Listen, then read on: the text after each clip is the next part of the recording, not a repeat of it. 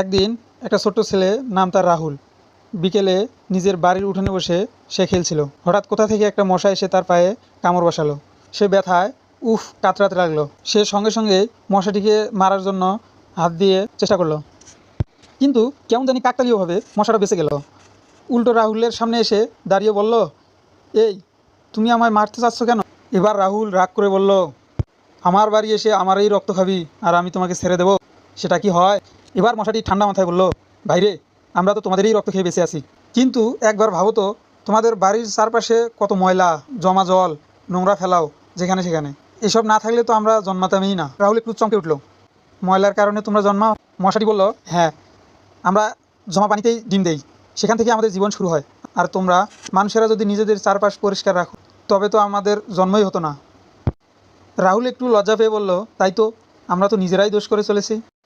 মশাটি হেসে বলল, তুমি যদি কথা দাও তোমরা বাড়ির আশেপাশে আর ময়লা ফেলবে না, সবাইকে বোঝাবে, পরিষ্কার পরিচ্ছন্ন থাকার গুরুত্ব সবাইকে বোঝাবে, তাহলে আমরাও আর তোমাদের বিরক্ত করব না। রাহুল আনন্দে বলল, হ্যাঁ হ্যাঁ, আমি প্রতিজ্ঞা করছি, এখন থেকেই আমাদের পাড়ায় সবাইকে বলবো যেন ময়লা নির্দিষ্ট জায়গায় ফেলে, ড্রেন বন্ধ না হয়, জল জমা না থাকে।